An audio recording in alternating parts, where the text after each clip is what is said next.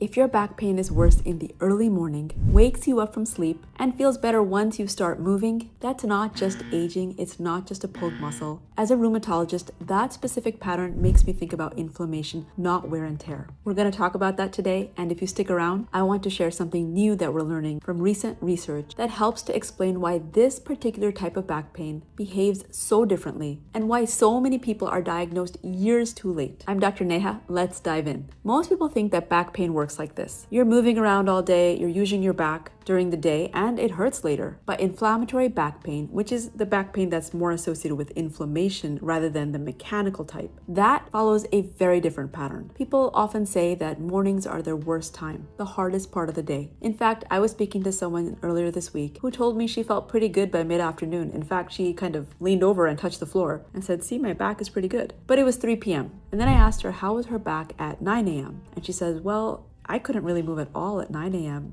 I was kind of hobbling along and felt like I was 90 years old." That dramatic difference between early morning and later in the day is a classic clue that we're dealing with inflammation here, not just wear and tear. Mechanical back pain, which is wear and tear, disc disease, you could have heard that you have a slip disc or a bulging disc or degeneration in your back. That pain usually gets worse with activity, improves with rest, and doesn't usually wake people up in the middle of the night or in the very early morning. But I don't want you to think it's just for older people, because it can start as early as people in their 20s and 30s. For example, younger people who get back pain may be spending a lot of time sitting, reading a book, studying, hunching over their desk at their laptop, or could be new parents that are changing their baby, doing all these awkward maneuvers that they're not used to. Could be weekend warriors that are not having the best form, or maybe they're doing a lot of HIIT exercise training or other sports, and you can certainly get back pain from that. So it's not just an older versus a younger population. But inflammatory back pain has different type of symptoms. Generally, moving helps you feel better. That's a huge clue. You may have heard of this condition called Ankylosing Spondylitis, which has gotten a name change recently, and the name has evolved now to Axial Spondyloarthropathy. And the reason that this name change happened because it also includes people who have clear inflammatory back pain, but maybe it hasn't shown up on x-rays yet. And that helps explain why the diagnosis is often delayed, because if we don't see it on any kind of scan or imaging, it's really hard to say this is what you have. But now this category is broader and includes more people. And this is a real problem. So when we think about axial spondyloarthritis or ankylosing spondylitis, there are a few symptoms that really stand out. People often describe back pain that starts early in life, usually before the age of 45. Recently, I had a 65-year-old, but his pain started about 25 years ago and it was just never picked up, and now he can't go more than this.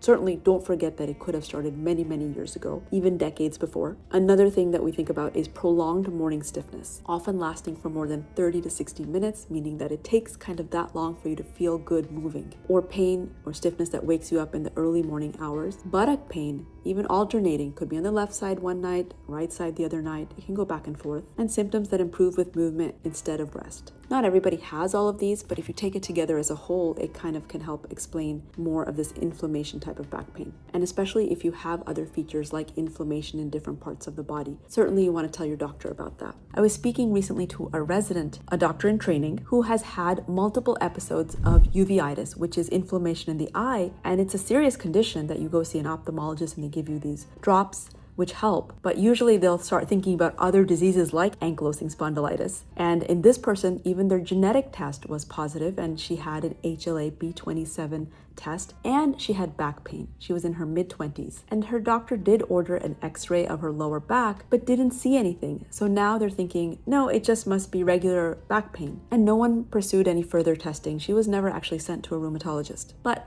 more than likely, she has ankylosing spondylitis. It just hasn't showed up on x-rays yet. This isn't about missed care. It reflects how our understanding of these conditions has changed. Back when I started practicing, certainly we weren't getting MRIs that frequently. But now, if we suspect it and the x-ray is negative, yes, it is okay to go ahead and get the MRI, which is not always easy to do because it's expensive. But if it's possible to get, an MRI can show active inflammation years before you see it on the x-ray, which is why recognizing the pattern of pain is so important. And just a quick tip in case you are in this boat and you need an MRI and it's very expensive, oftentimes it's cheaper to go to an independent practice and not have insurance and just use cash pay. And that could be cheaper than going with your insurance sometimes to a big box hospital center system.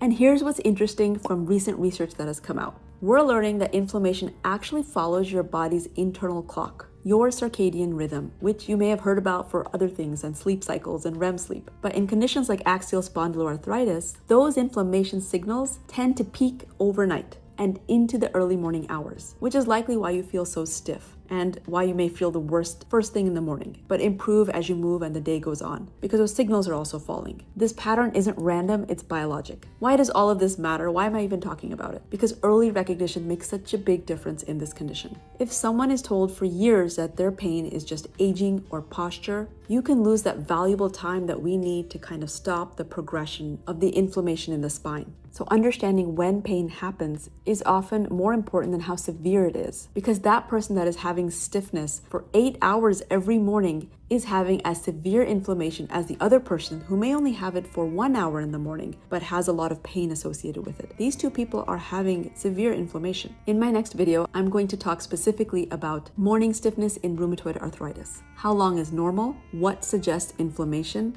And when it may signal a flare. Because whether it's the spine or the joints, the pattern of stiffness tells us a lot. If early morning back pain sounds familiar, it doesn't mean you have a specific diagnosis, but it does mean that it's worth asking the right questions. Understanding your symptoms is often the first step towards getting the right care. I hope you learned something new. Drop a comment if you have any questions, and share with somebody who you think might benefit from this. I'll see you next time.